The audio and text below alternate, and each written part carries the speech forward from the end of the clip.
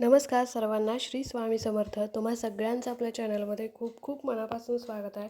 आजचा दिवस तुम्हाला खूप छान आनंदाचा जाऊ दे हीच महाराजांचरणी प्रार्थना करते आणि आजच्या व्हिडिओला सुरुवात करूया. तर आजच्या व्हिडिओमध्ये आपण अतिशय सुंदर आणि महत्त्वाची अशी माहिती बघणार आहोत. बघा, आज आपण एक 5 शक्तिशाली उपाय बघणार आहोत, जे उपाय आपल्याला वर्षातून एकदाच करता येतात आणि ते म्हणजे होळी पौर्णिमेला. बघा, होळी पौर्णिमा ही वर्षातून एकदाच येते आणि आपल्या हिंदू धर्मामध्ये प्रत्येक पौर्णिमेला किंवा प्रत्येक अमावस्येला काही ना काही महत्त्व असतं. तसेच होळी पौर्णिमा ही अत्यंत म्हणजे आपल्या वाईट विचारांची होळी करायची असते आणि चांगल्या विचारांना आपण प्रेरित करायचं असतं.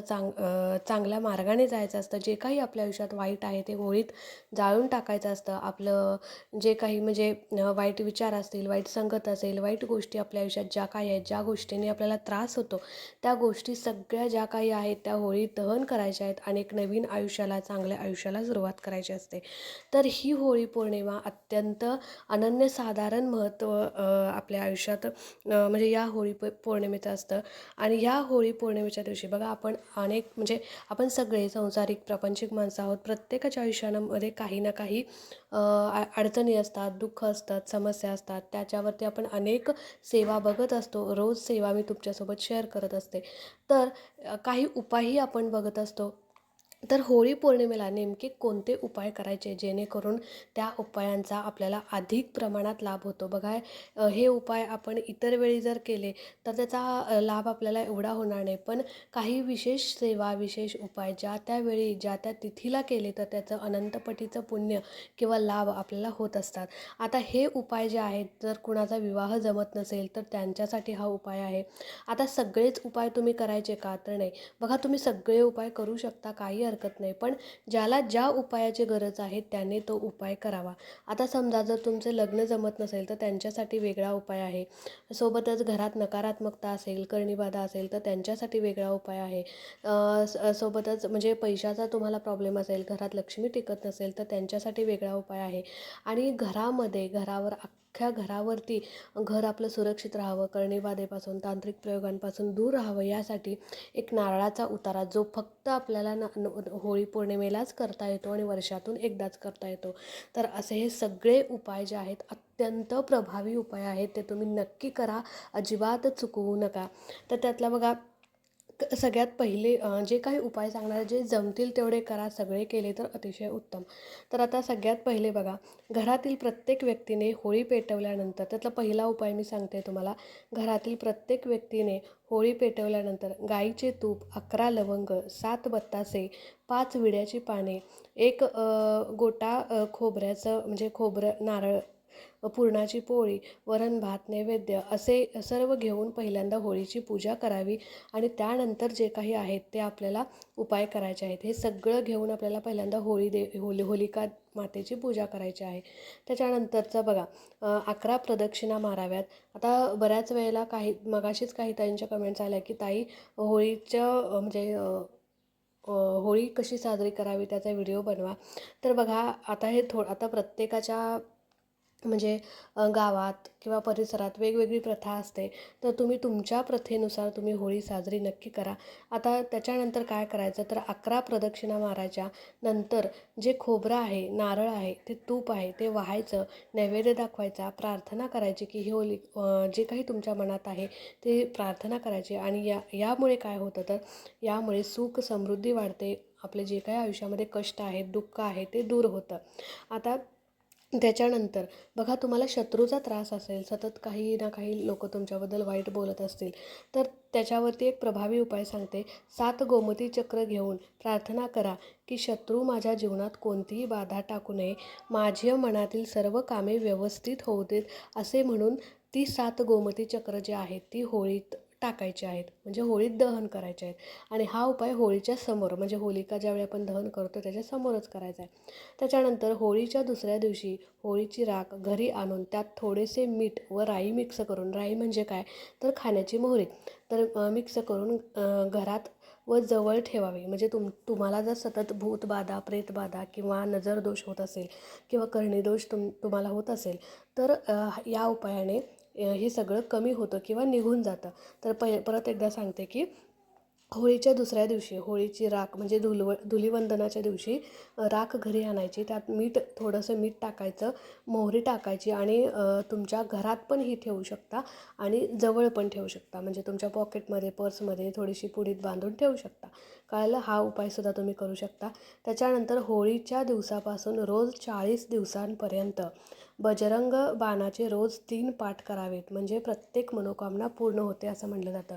आता तुमची एखादी मनोकामना असेल, इच्छापूर्ती होत नसेल, की एखादी म्हणजे खूप दिवसापासूनची इच्छा आहे की ती पूर्णच होत नाही, तर तुम्हाला ही सुवर्ण संधी आहे की होळीपासून 40 दिवस सलग 40 दिवस तुम्ही रोज बजरंग बाणाचे रोज 3 पाठ करायचे आहेत, जेणेकरून मनोकामना कितीही कठीण असो ती पूर्णच होते. आता त्याच्यानंतर होळीच्या दिवशी संध्याकाळी शंकराला 21 गोमती चक्र व्हावेत. याच्यामुळे व्यापार व नोकरीमध्ये उन्नती मिळते. आता बऱ्याच वेळेला आपण नोकरी प्राप्तीच्या सेवा बघतो, तर हा उपायही तुम्ही करून बघा, जेणेकरून तुम्हाला त्याचा लाभ होईल. तर नोकरी लागत नसेल तर 21 गोमती चक्र घ्यायचे आणि संध्याकाळी शंकरांना म्हणजे शंकरांच्या महादेवांच्या मंदिरात जाऊन त्यांना ते वाहायचे. कधी होळीच्याच दिवशी, आधीमध्ये कधी नाही. कळालं? त्याच्यानंतर आता नवग्रह दोष जर तुम्हाला असेल तर काय करायचं? नवग्रह दोष जाण्यासाठी होळीची राख घेऊन ती अंगाला लावून स्नान करावे व शिवलिंगास भस्म म्हणून लावावे. गरिबास पुरणपोळी खाऊ घालावी. घरी चौमुखी दिवा लावावा. सर्व देवांची पूजा करावी. यामुळे बाधा निवारण होते. तर हाही उपाय तुम्ही करू शकता. त्याच्यानंतर राहूचा दोष तुम्हाला असेल तर एका नारळाचा उपाय करायचा आहे. तर एका नारळाचा गोळा घेऊन त्यात गोडे तेल भरून म्हणजे नारळ फोडायचा, त्यातला एक भाग घ्यायचा आणि त्यात थोडंसं गोडे तेल आणि गूळ टाकायचा. खाण्याचा गूळ असतो ना, तो टाकायचा व तो नारळ तुमच्या अंगावरून 7 वेळा उतरवून होळीत टाकायचा. त्यामुळे वर्षभर राहूचा त्रास, दोष निघून जातो व सर्व अडलेली कामे होऊ लागतात. तर अत्यंत प्रभावी हा उपाय आहे, तुम्ही नक्की करा.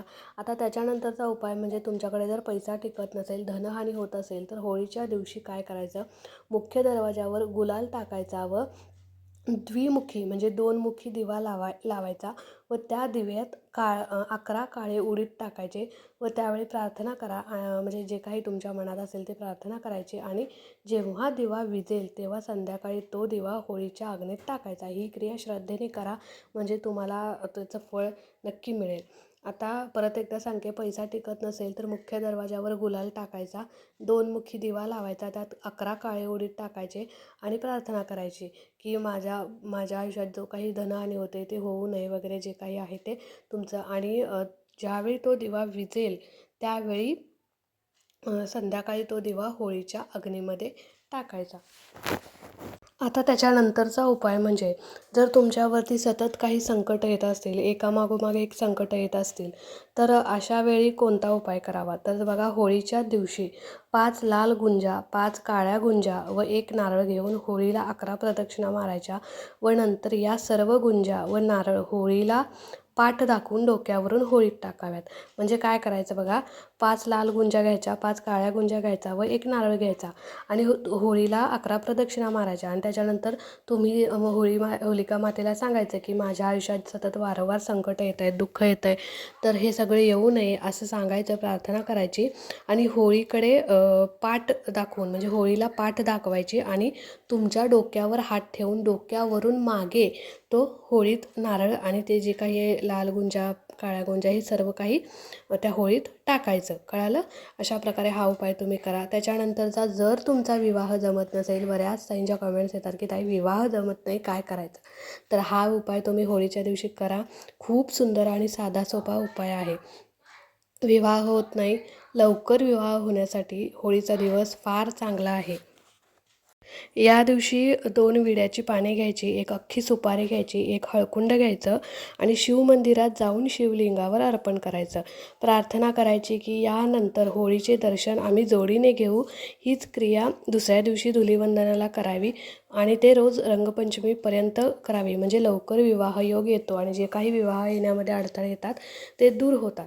कळालं? काय करायचं, फक्त महादेवांचं मंदिर प्रत्येकाच्या गावात असतंच, तर फक्त एक सुपारी घ्यायची, एक हळकुंड घ्यायचं आणि 2 विड्याची पाने घेऊन शिवमंदिरात जायचं, महादेवांना ते अर्पण करायचं, मनोभावे श्रद्धेने अर्पण करायचं आणि महादेवांना सांगायचं की हे देवा, माझ्या आयुष्यात किंवा विवाह जमण्यासाठी जे काही अडथळे येत आहेत, संकटं येत आहेत, ती येऊ नयेत आणि ही सगळी संकटं अडथळे दूर होऊन माझा विवाह लवकर जमू दे, असे प्रार्थना करायची. आणि रोज हा उपाय रंगपंचमीपर्यंत रोज करायचा. याने काय होतं की अडथळे, जे काही विवाह जमण्यासाठी अडथळे येतात ते दूर होतात आणि लवकर विवाह जमण्यास मदत होते. तर ह्या सगळे उपाय जे आहेत ते तुम्ही नक्की करा. अनुभव तुम्हाला नक्की येईल, कारण अशा विशिष्ट तिथीला आपण काही उपाय केले तर त्याचे खरंच लाभ होतात, खरंच लाभ होतात. त्याच्यामुळे तुम्ही हे उपाय नक्की करून बघा आणि अनुभव घ्या. तर चला, आजचा व्हिडिओ मी इथेच एंड करते. आवडला असेल तर नक्कीच लाईक करा, शेअर करा. चॅनलवरती नवीन असाल तर चॅनलला सबस्क्राईब नक्की करा. भेटूया अशाच एका नवीन व्हिडिओसोबत, नवीन सेवेसोबत. तोपर्यंत खुश राहा, आनंदी राहा आणि या सगळ्या सेवांसोबत, सगळ्या उपायांसोबत स्वामींची सेवा देखील करत राहा. श्री स्वामी समर्थ.